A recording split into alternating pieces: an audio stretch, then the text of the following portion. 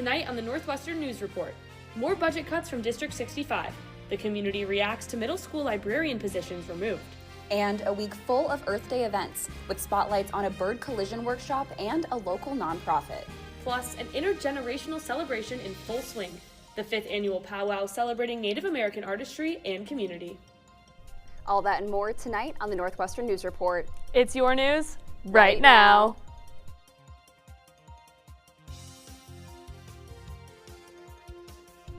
Good evening and welcome to the Northwestern News Report. I'm Paris Francois. And I'm Victoria Ryan. We begin tonight with an update on Evanston-Skokie School District 65.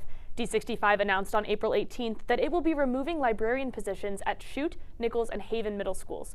This coming after board leaders voted to cut 2 counselor positions. NNN's Chris Kim has more. Starting next year, for the first time in nearly a century, Nichols will not have a real library program or a full-time certified librarian. That was Nichols Middle School librarian Kafira Philippe speaking out against the district's most recent attempts to cut $6.3 million from the 2027 budget.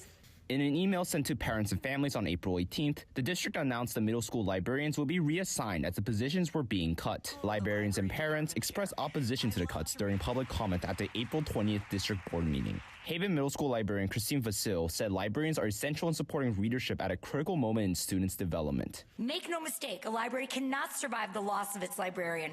I'm here at Chute Middle School, where earlier I talked to some parents who expressed some concerns about how cutting the school librarian position will impact their children's education. So even just losing that link between school and library resources is critical. That's something that should be instilled in every kid, regardless of a math score or an English proficiency test. Chute Middle School parent Loris Tillett said that even with the growth of online resources, she finds that librarians are still important for kids. We have AI and all these electronic devices where we can have access to books online, it's right there in our hands, but it's nothing like holding on to a book and reading it. During the April 20th board meeting, the district said the librarian reassignment would save over $380,000. In the April 18th statement sent to families, District 65 Superintendent Dr. Angel Turner said, quote, "Our focus is on maintaining middle school library collections on site and ensuring continued student access to resources and learning opportunities."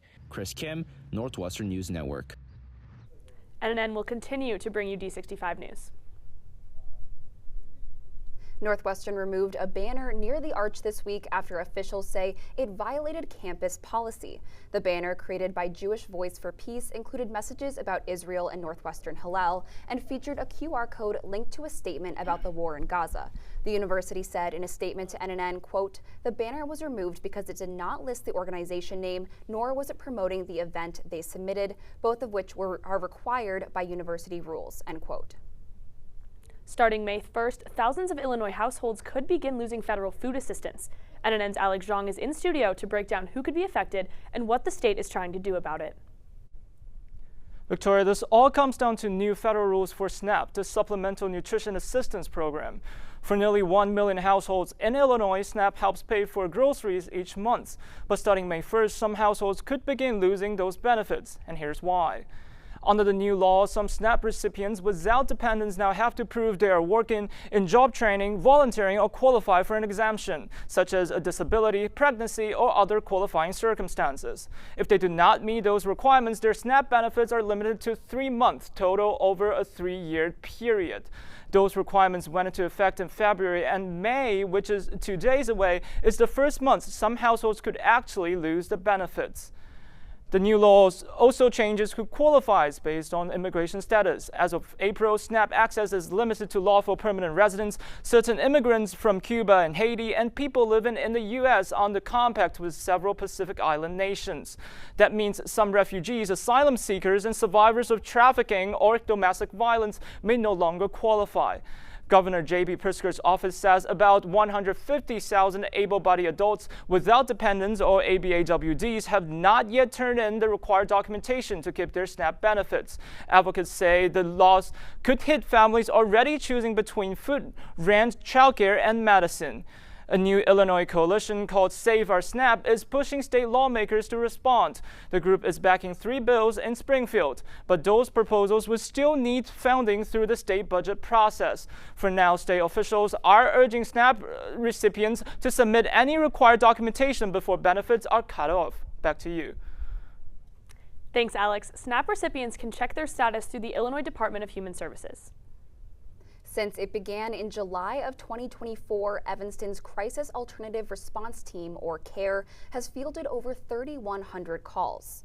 The unit answers calls relating to well-being checks and mental health crises that the police department would otherwise respond to. Now, CARE will be able to support more Evanstonians as its budget is increasing by $218,000. This money will be put towards hiring more staff members and expanding operation hours. The police department says CARE has become a valuable community partner alongside local law enforcement.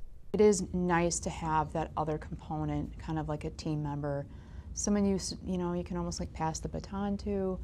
And sometimes people react differently, like they see that it's not a police officer, they might calm down a little bit.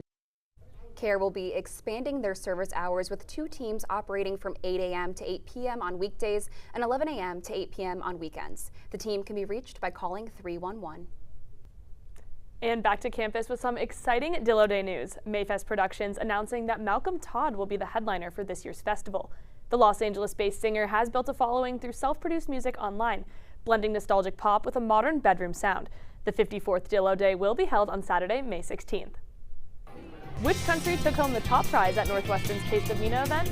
We'll take you inside the celebration coming up next.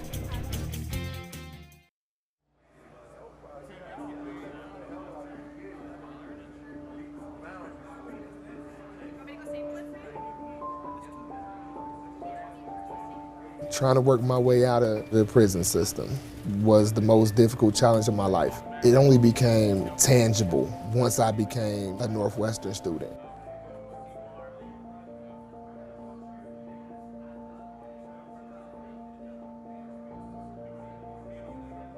One, two, three, four.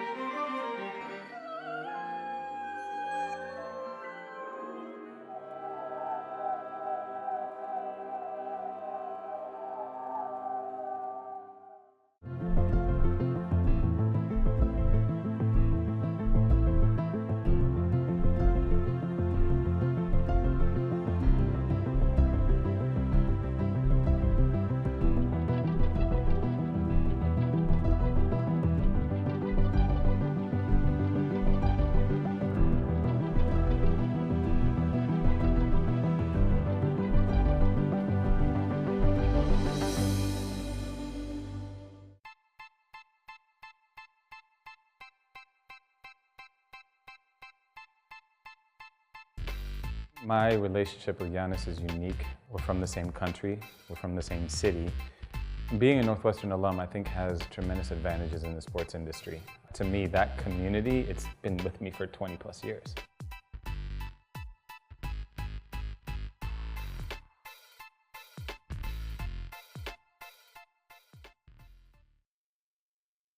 This weekend, Northwestern University hosted the Intercollegiate Black Cookout on the Lakeville for the first time, bringing together Black students from predominantly white institutions across the greater Chicago area. The cookout, organized by Black student unions from Northwestern, Loyola, the University of Chicago, DePaul, the University of Illinois, and several other universities, creating a space centered on culture, connection, and community. Despite less than ideal weather along the lakefront, students still showed up and showed out in their Wild West outfits. The event featured music, performances from members of the historically Black sororities and fraternities called the Divine Nine, and a variety of Black-owned businesses, including Chicago's staple, Harold's Chicken, which served food throughout the event. 2 freshmen attending the cookout for the first time say the experience gave them a strong sense of connection across campuses. I definitely think it was really good to have it here. I feel like, especially around Northwestern area, it's like a very predominantly white area, and I think it was really important for also other students at Northwestern and Evanston residents to just see like how Black people can come together and just see that there are obviously Black people in their area and it's not just their little bubble. The entire event was actually super fun. Like, I loved seeing people I knew at Northwestern, reconnecting with them. I also saw some girls that I met from U Chicago a couple weeks ago here, so that was really nice to see them too. And yeah, honestly, like the food was amazing, the songs were amazing, the music, the DJ. Sounds like they were having a great time at the event. As a part of Northwestern's Celebrity Chef Series, Chef Lawrence Latrero visited Sargent Hall today. Latrero is the founder of Bianco Chicago, a Michelin-recognized restaurant in Ravenswood known for blending Filipino and Cuban flavors. Earlier today, he was at Northwestern to co-create a menu for a lunch in Sargent Hall. The Celebrity Chef Series hosts highly recognized chefs from the Chicago area who support in the curation of special menus, bringing Chicago's rich dining culture to campus between classes. Past editions have featured chef and content creator Jonathan Zaragoza and James Beard-nominated chef Margaret Park. I really liked the food today. I'm Filipino, so it was really nice to have some food that reminded me of like my dad's cooking. The food looked amazing. We can't wait to see which celebrity chef will join the series next. Members of the Northwestern community came together to learn about the food, fashion, and traditions from various Middle East and North African countries on Saturday evening in Parks Hall. NNN's Uma Morris was there and spoke to guests and organizers. The Middle Eastern North African Student Association spent hours cooking and decorating for an event called Taste of MENA. The event was open to the public with 12 booths representing countries from across the region. These pictures for dance, we did a bunch of different food pictures, and then for clothing and stuff, that was more on our table and what we're wearing. We just wanted to highlight aspects of Palestinian culture that kind of like define historic forms of resistance in a way. We allow space for the fashion show. MENA Student Association encouraged students to come dressed in their cultural attire.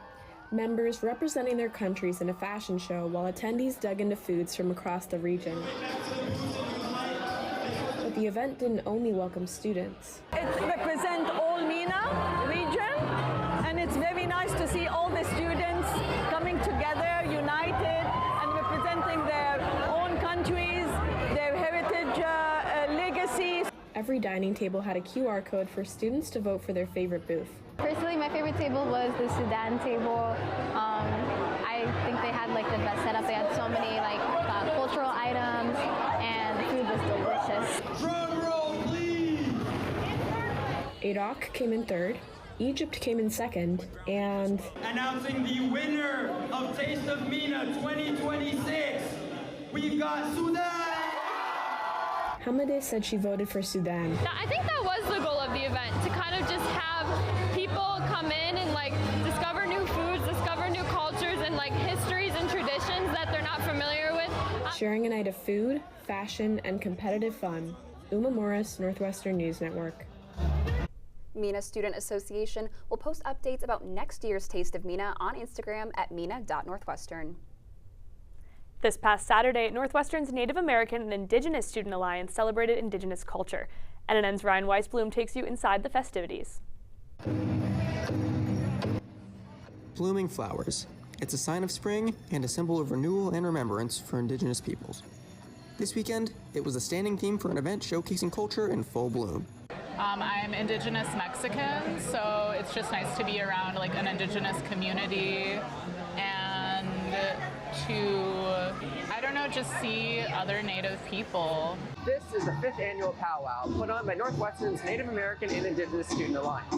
The event, a family-friendly intergenerational cultural celebration, bringing Native and non-Native students together. Here at Welsh Shrine Arena, Native singers and dancers from across the country are gathering to showcase their culture to the Northwestern community. I didn't know how the dances looked and how the music sounded before this. I'd never seen the outfits in person, so it's just like totally different to get to experience it like with my own eyes. First year Dallas Downey, a member of the Mille Lacs Band of Ojibwe, performed a grass dance at the powwow. I started doing it as a little kid when I was about 5 years old, and the grass dancers in Ojibwe culture, we dance low. We have lots of tassels, lots of flow to sort of emulate that imagery of the grass on the prairies. Guests praising the variety of cultural food and souvenirs. I really like it because they definitely aligned with the culture. They're people from the Native American community, so it's really important that we get to see what they're doing and we're able to support them. Students say holding a powwow at Northwestern is a meaningful experience. the fact that we can have a tribal gathering here, a gathering of nations in our own powwow. It's very important to the Indigenous community to have powwows in spaces where we are valued and appreciated. Northwestern's Native American community, sharing and honoring culture. Ryan Weisblum, Northwestern News Network. If you're interested in learning more, check out the Native American and Indigenous Student Alliance's weekly gatherings. And when we come back, Medill alum and journalist Carly Schwartz returns to Evanston for her national book tour to discuss her new memoir.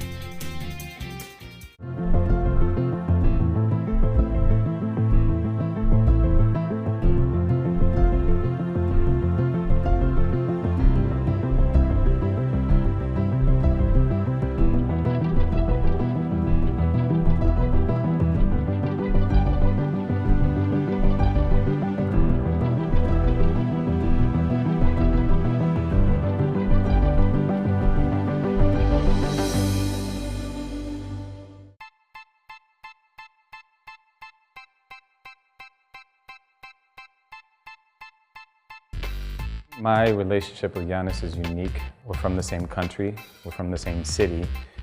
Being a Northwestern alum, I think, has tremendous advantages in the sports industry. To me, that community, it's been with me for 20 plus years.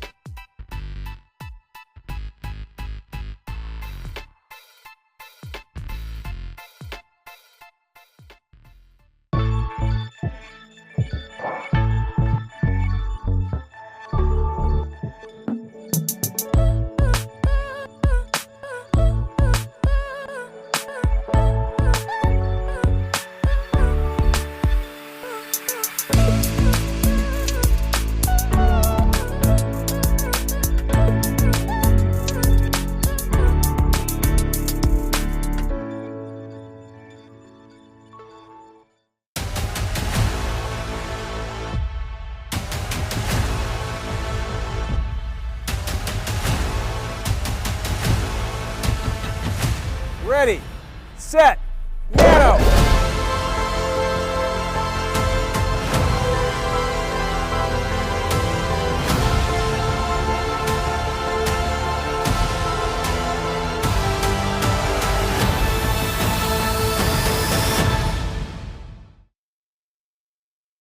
Welcome back. It's been a rainy April, but you know what that means. I do. I think there might be some May flowers in our future. NNN's chief meteorologist, Emmanuel Perez-Martinez, is in the studio to give us this week's forecast. This week we will open Maine with mild temperatures and some rain showers. Let's take a look at our current conditions. Right now it is dry and cloudy with temperatures sitting at 63 degrees. For the rest of the night, we will see a slight decrease in our temperatures going from the upper 50s into the lower 50s, but those cloudy conditions will stick with us. Looking at our regional temperatures, a bit cooler by the lake, it is 60 degrees here in Evanston, 56 in downtown Chicago, 59 in Cicero, and 60 degrees in Schaumburg. Onto our regional weather radar, it's way calmer than it's been from the past few weeks. We do have some thicker clouds that will move through our area tonight that will give us those cloudier conditions for tomorrow. Now, talking about tomorrow, let's look at our next 5 days. Starting off on Wednesday with temperatures as high as 52 with scattered showers all throughout the day. Thursday, partly cloudy skies with temperatures as high as 55. Similarly, on Friday, partly cloudy skies, but with a slight dip in temperatures with a high of 48. Saturday, starting off your day with cloudy conditions, then clearing out by the evening with temperatures at 52. Then on Sunday, we are back in the 70s with sunny skies, but we do have increasing chances of some storms in the evening hours. Thanks, Emmanuel. Earth Day was last Wednesday, but it became Earth Week when the city of Evanston held free events across 7 days for all ages at the Evanston Ecology Center and local nonprofit partners. NNN's Tomas Moran attended 2 events. Melissa Foster was looking for something to do on Earth Day.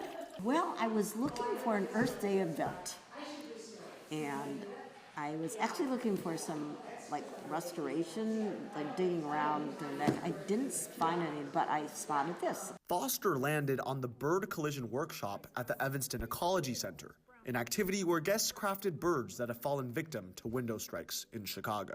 We wanted to offer a variety of different programs that teach the community about different environmental related topics. At the Ecology Center, you know, part of our mission is to connect community members and people in our community with the outdoors.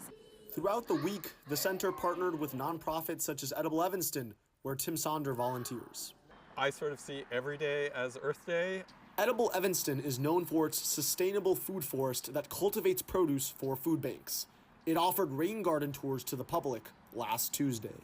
One of the joys is really building and creating community. You know, have them experience what a gummy berry is, or a tiny native strawberry that's bursting with flavor. From litter cleanups to lasagna composting to bird making, guests had the opportunity to bond with others over their desire to protect our planet.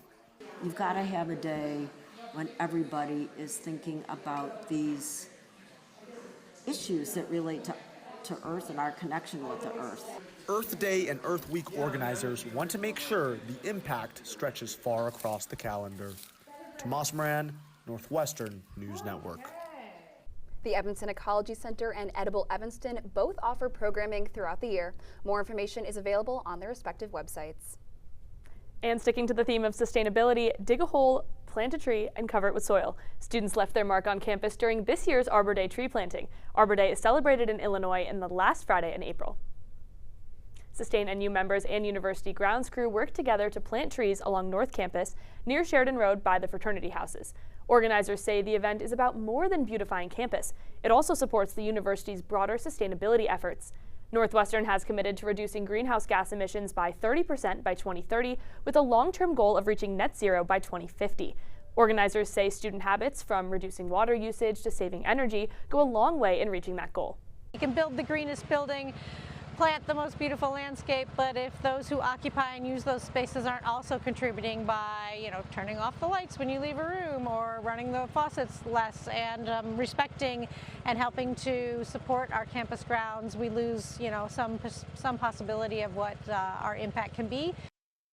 Besides Sustain NU and other university initiatives, Prairie Cats, a student-run ecological restoration club, helps maintain campus green spaces through tree planting and landscaping efforts year-round.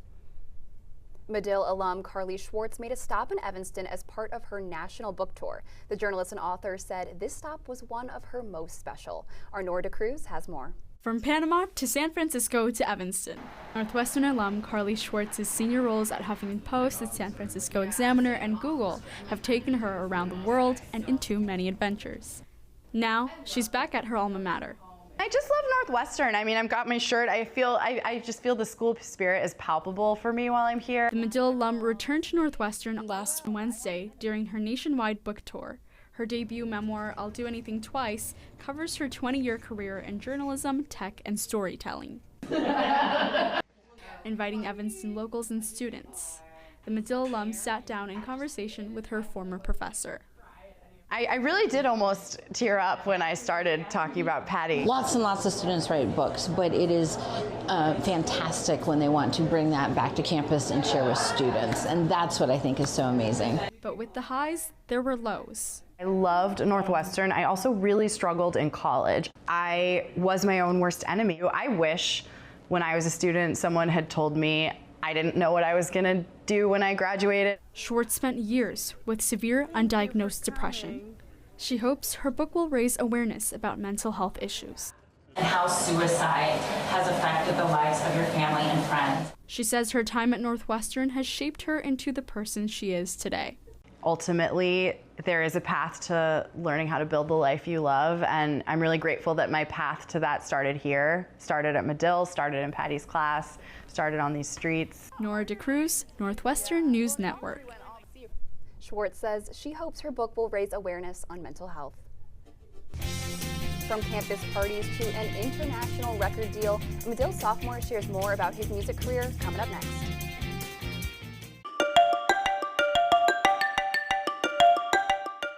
I'm Kelly McEvers, founding host of the NPR podcast Embedded. I'm James Edwards, host of the Unresolved podcast from Frontline. I'm Antonia Cereijido, former senior producer of Anything for Selena podcast and current executive producer at Elias Studios.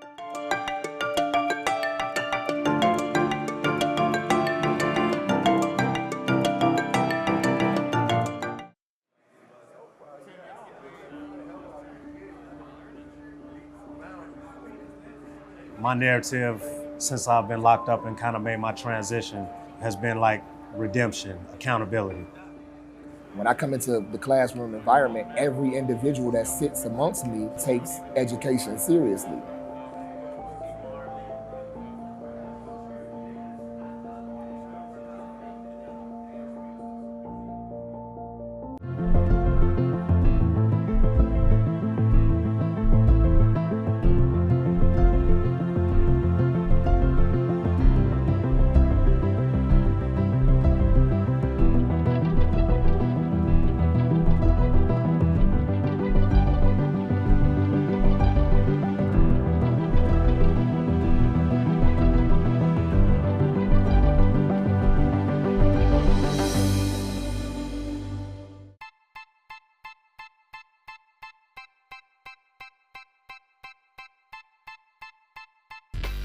My relationship with Giannis is unique. We're from the same country, we're from the same city.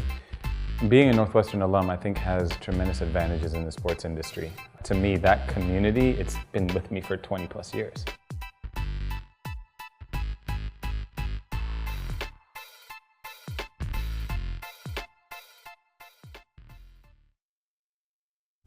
A house DJ here on campus is taking his music career to the next level. Daniel Kent met with the artist who made a major announcement earlier this month. That's Medill sophomore Jared Perlmutter, better known by his stage name Pearl. And on April 6th, the 20-year-old announced he signed with UK-based record label AAO, a milestone he has been working toward from a young age. I mean, I've been making music since I was in 5th grade and, DJing like my parents' cocktail parties, and like, to get like even a small indie dance label like to notice me means a lot. Pearl grew up around music, playing the drums on board game boxes and eventually learning guitar and piano. The reason why I make like house and electronic music, it's because I think it is like the most fascinating, interesting music that like there is.